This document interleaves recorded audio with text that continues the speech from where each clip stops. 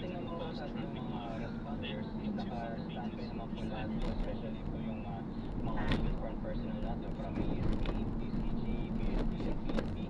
Lahat naman po sila isa ngayon po is naka-standby naman po. No? So, we assume na enough po po.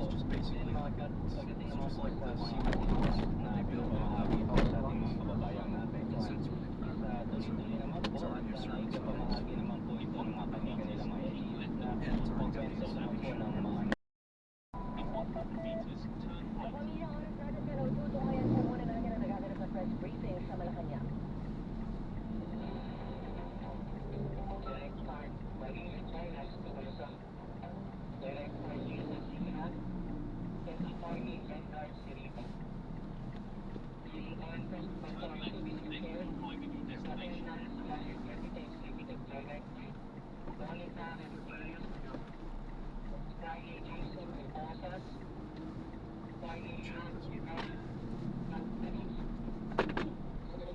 Grabe naman to.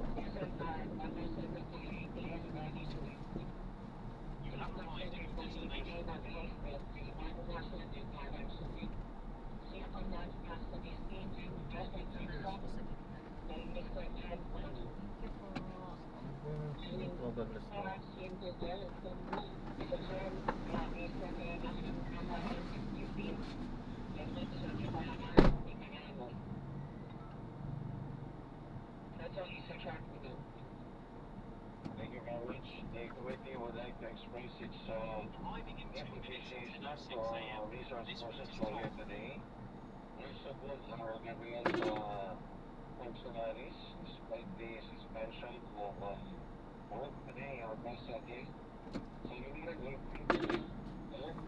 So you speak the other, also representatives, it's like it's super good. I have a Make a sharp left, then in 50 meters, turn right. Gusto rin namin kilalanin from the Department of Budget and Management. Manila, attorney. Online work caution sa ating mga kababayan. Ilan Ray Peking Hernandez. What is your designation at BBM, ma'am?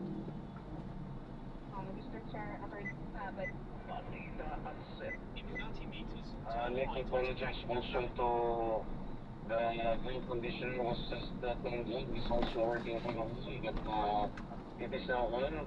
The guest, the national statistician, Paris meeting, nagkikita pa kaya one time, division yun. Para it's well with the images also of our guests, while our main topic will be on income tax, as well as minimum corporate income tax. We need to dispense with our colleagues today, so we can take it from this and settle the other one and automatically go to the committee. So these are our particular compliant, as well as the first instance taking of the bill, of course, from the Costa and Congressman Alvarez. So I think we'd like to recognize so for everyone's guidance, we can look at page, or we can go to item 7, the automatic reference, all of which between the committee on GIG. May we call on the chairman of the committee, the Honorable Jude Asidre. You have the floor, Congressman Asidre. Thank you, Mr. Chair. With the committee's indulgence, may I sponsor first the 11 local higher education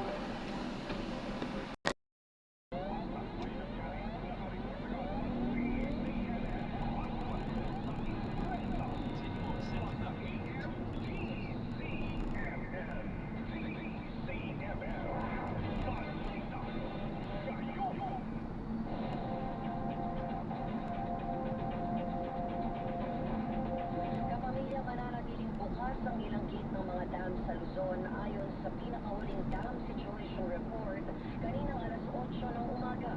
Kapansin-pansin naman ang pagtaas ng water level sa Angat Dam na umabot sa 170.47 meters o mahigit 8 metrong pagtaas kumpara sa nakalipas na 24 na oras.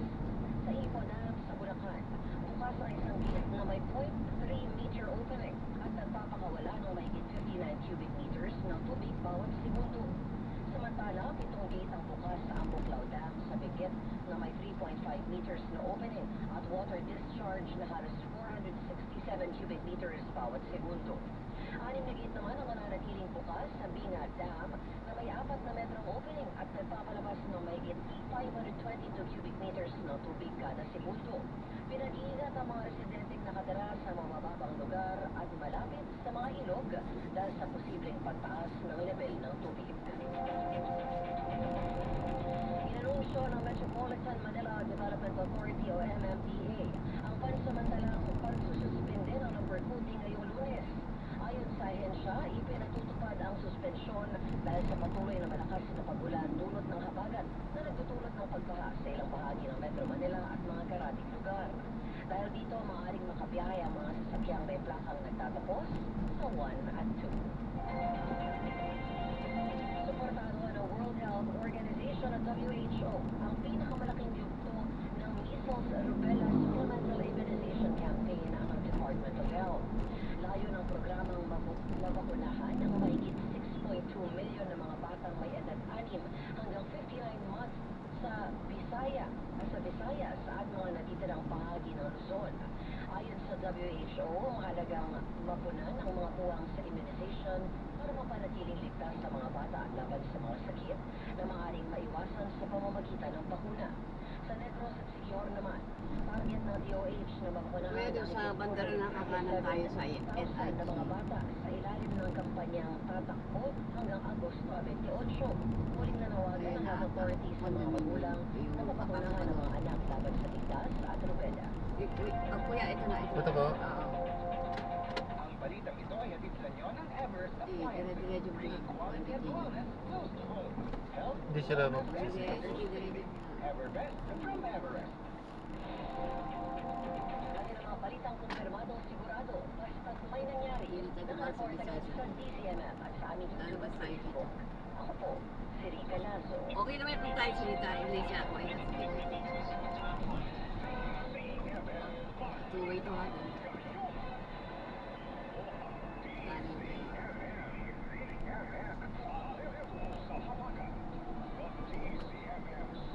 Inglesa ko eh.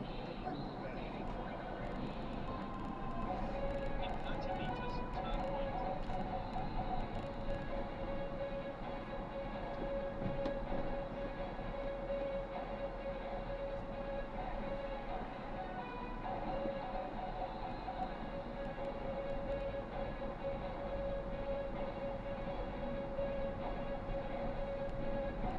In 80 meters, turn right.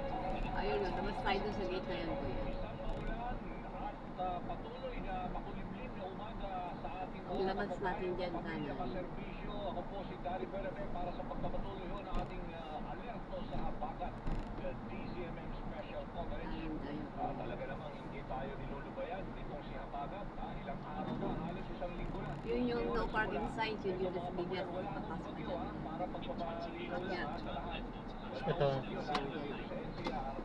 Ang nararanasan mo natin pabukso-bukso na pag-ulan na talaga Bukso. naman nagdudulot ng baha. Ay, kuya. Nakikita mo naman sa social Sige, media, sige. nagagalit, no? Lalo din yan sa South. Dito rin ang labas mo mamaya. Sa Binyan, Sa Landan. yung mga Cavite area, Sige, doon, narinig sige. niyo naman lahat yung mga mayor, governor, nakausap na natin doon.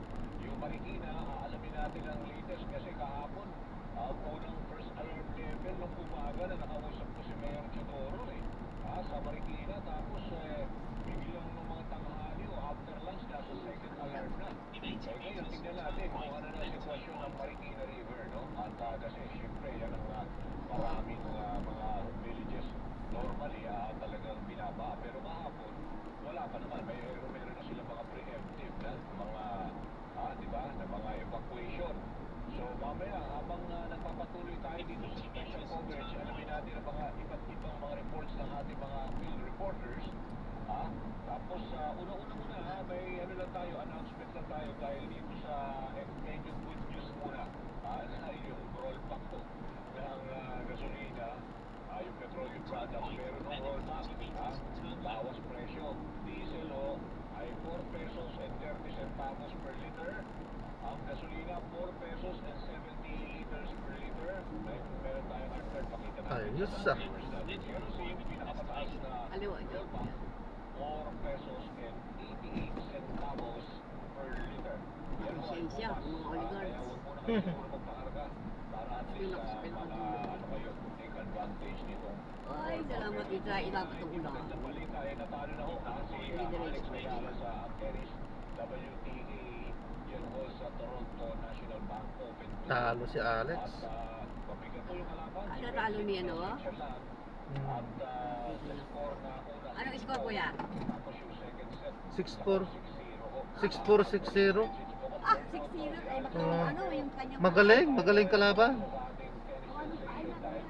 Ay, ano yung paa niya? May sugat na. Oo. Ibigay pa rin natin sa kanya yung credit no, for yung gaano kalayo. 7 consecutive wins eh. Hindi ko yan. Lalo naman nanalo siya. Hindi po, thank you po. Doon sa DC Open. Doon sa Washington DC. Okay, balik tayo sa Bagyo ha. Ay, hindi naman pala Bagyo ha. Dahil ano nga pala tayo, habagat lang ang nararanasan natin. Ito'y alerto sa habagat tayo. Meron lang tayong ipapasok na report. Lubak-lubak daw na kalsada sasalubong sa mga motorista sa ilang bahagi ng Maynila. Yan ang balitang kumpirmado. Sigurado mula kay Robert Mano. Robert, go!